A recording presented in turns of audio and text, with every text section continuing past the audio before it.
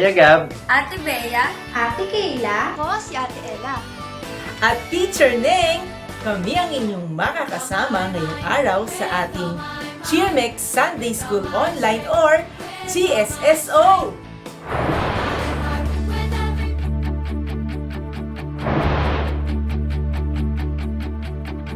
Come on now, let's open up the book. Come on now and take a good long look and see God has given us all we need to be free. It's about you, it's about me, it's about the truth that sets us free. It's about L-O-V-E, love from the Father up above. It's about hope, it's about life, it's about the love of Jesus Christ. It's about everlasting, never failing love. Come on now, let's open up the book. Come on now and take a good long look and see God has given us all we need to be free. It's about you, it's about me, it's about the truth that sets us free. It's about L-O-V-E, love from the Father up above.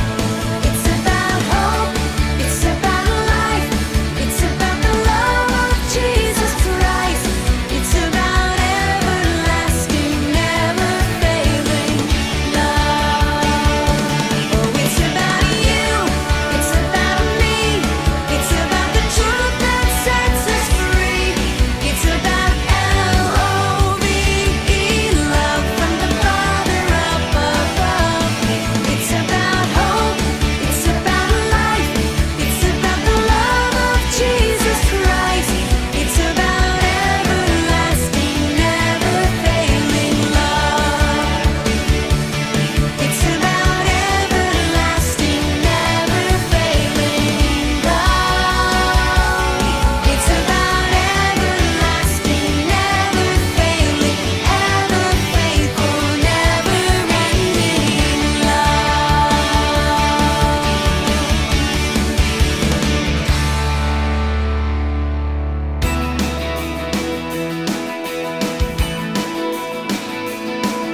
For we are God's masterpiece. He created us anew in Christ Jesus, so that we can do the good things He planned for us long ago.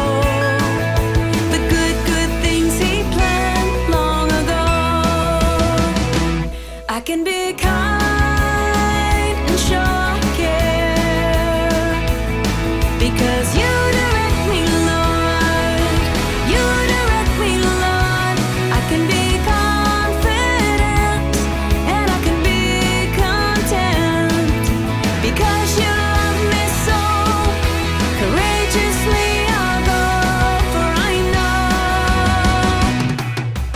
Gotta believe that God can do amazing things in me and you. Gotta believe that God can do amazing things in me and you, and you, and you, and you. For we are God's masterpiece. He created us anew in Christ Jesus, so that we can do the good things He planned for us long ago. The good things He planned long ago. I can be kind and show care because you direct me, Lord. You direct me, Lord. I can be confident and I can be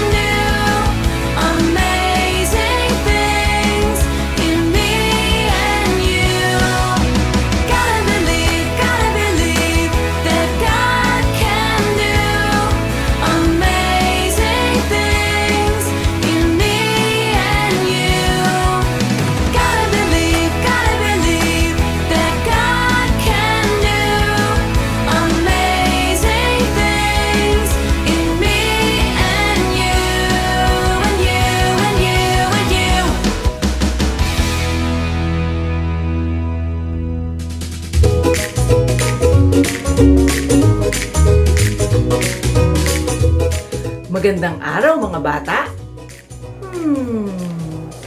Nararamdaman ko na ang malamig na simoy ng hangin.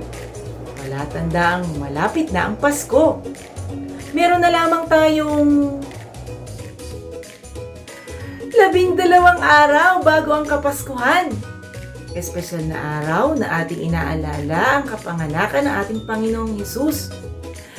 Pinananabikan ng araw na ito lalo na ng mga batang kagaya ninyo. Alam ko kung bakit. Kasi sa araw na ito, maraming nagbabahagi na ng regalo, aginaldo, at iba't iba pang mga sorpresa dahil sa spirit ng Christmas. Pero hindi naman tayo ang bida sa Pasko? Birthday ito ni Jesus kaya marapat lamang siya ang ating sorpresahin. Si Jesus ay bunga ng kabutihan ng Diyos Ama sa atin. Siya ay ibinigay sa atin ng Panginoon upang maranasan natin ang kaligtasan. Ngunit, papaano natin maipadarama sa Diyos ang ating pagpapasalamat sa Kanyang kabutihan sa atin? Ito ay may kinalaman sa ating aralin ngayon. Papaano natin mapararangalan ang Diyos kung anong mayroon tayo? O siya, wala na maglilikot, maupo ng maayos, hawakan na ang inyong Biblia na gagamitin natin bilang basehang aklat sa ating pag-aaral. Bago tayo magpatuloy, tayo muna ay pumikit at tayo manalangin. Dear God, we thank you for the love na ipinaparamdam mo sa amin. Marami kaming dapat ipagpasalamat sa iyo, Panginoon. Hindi mo kailangan ng material na handog dahil mayaman ka. Ngayon, sa aming aralin, turuan at tulungan mo po kami upang matuklasan kung paano ka namin mapararangalan sa kagandahang loob mo sa bawat isa sa amin. Nawa po'y matama naming matukoy at maisabuhay ang aral na mayroon ka para sa amin. In Jesus' name we pray. Amen. Mga bata, naalala niyo ba noong nakaraang linggo kung ano ang aralin? Tungkol ito sa batang lalaking napakahusay magpastol ng mga tupa.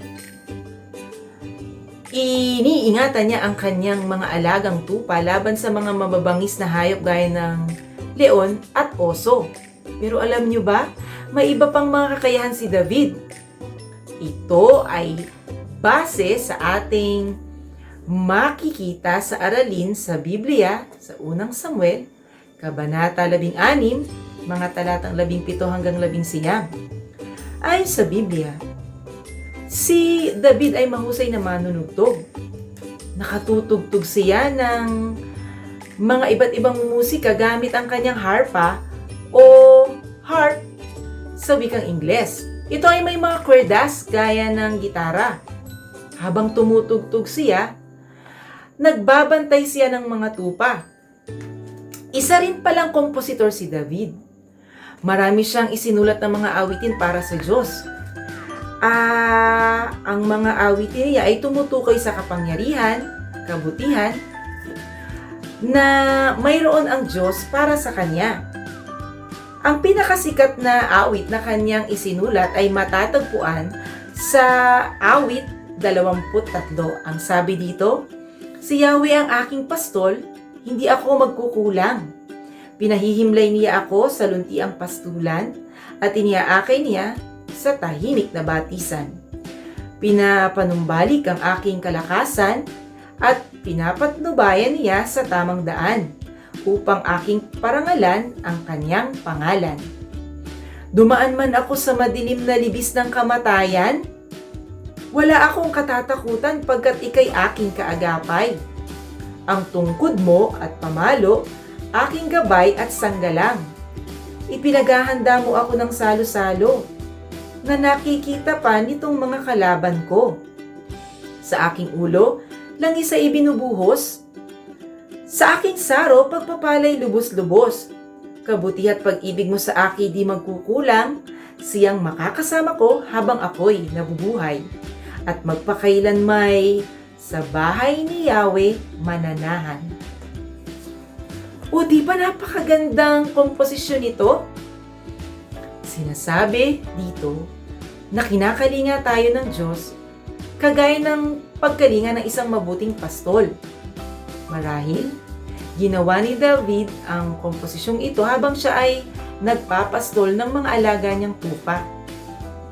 Hindi lang pala magaling na musikero si David. Sabi sa Biblia, siya rin ay matapang na mandirigma. At heto pa, siya rin daw ay magandang lalaki. Nasa kanya nga si Yahweh. Ibinibigyan ng parangal ni David ang Diyos sa bawat kanyang gagawin. Nalugod ang Diyos kay David. Kaya binigyan niya ito ng natatanging gawain kung saan lalo pang magagamit upang parangalan siya. Hinirang niya si David bilang susunod na hari ng Israel. Totoo nga palang maraming kakayahan si David. Sige nga, banggitin ninyo kung may natatandaan kayo.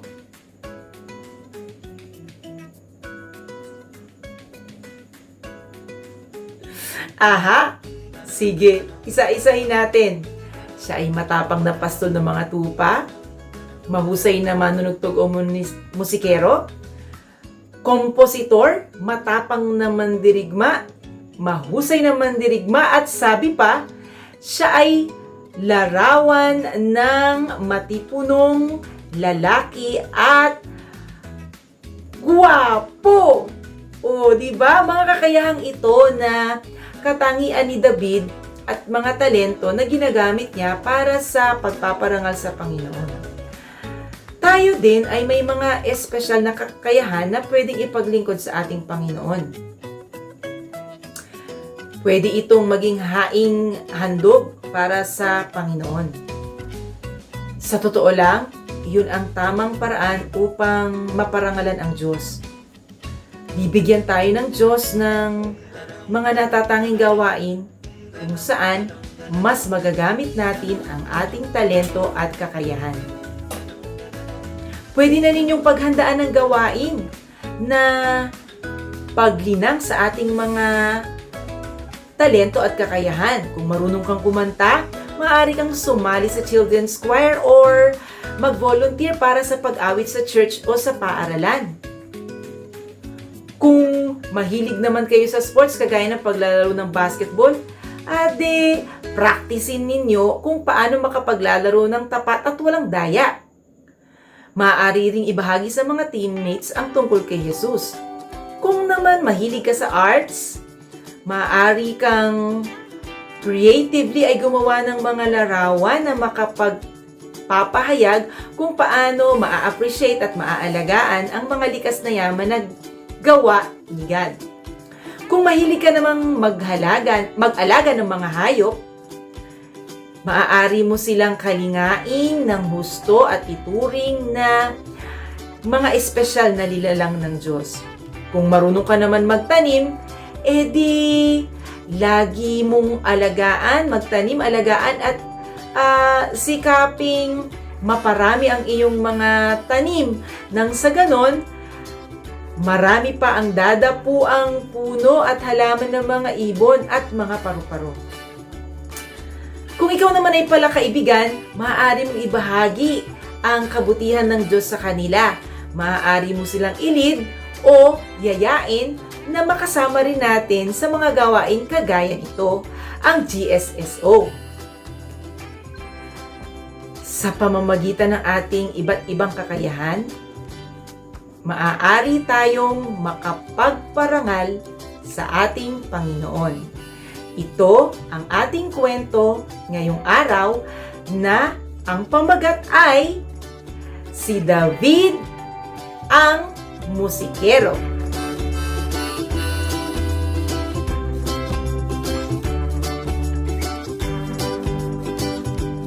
Hi kids!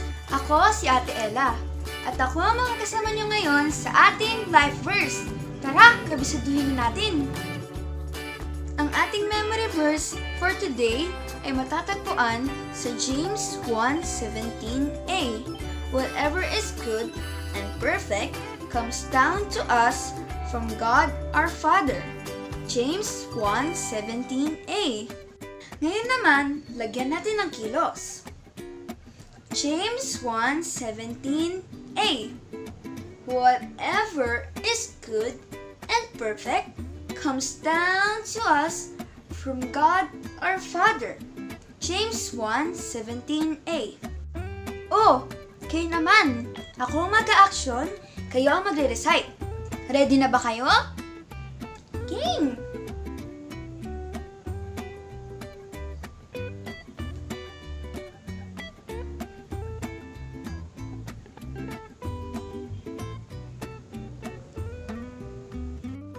Isa pa! Ngayon naman, sabay-sabay na tayong bibigkas at maglalagay ng action sa ating memory verse. Ready na ba kayo? Kung ganon, magsimula na tayo. James 1:17a. Whatever is good and perfect comes down to us from God our Father. James 1:17a. Ngayong kabisado na natin ng memory verse, mag-pray naman tayo. Panginoon, maraming salamat po sa panibagong araw po na ipinagkaloob niyo po ulit sa amin para po matuto po ng iyong salita. Maraming salamat po sa pagpapanatili po ng aming kaligtasan. Nawa po yung mga natututunan po namin ay tumatak sa aming mga puso at aming isabuhay. Kayo na rin po ang bahala po sa amin, Lord, sa mga darating pa pong araw. Yun lamang po. In Jesus' name we pray. Amen.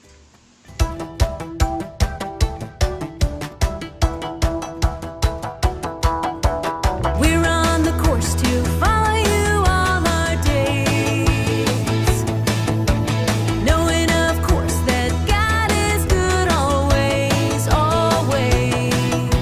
You know me, love me, I trust you with my life.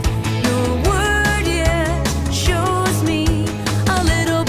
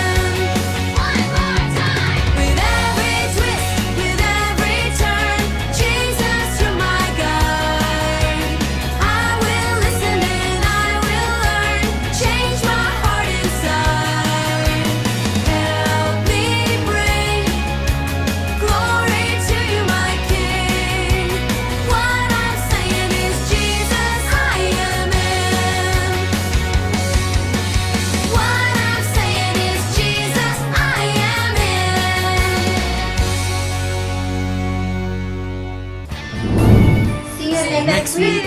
See you next week! See you next week. Bye!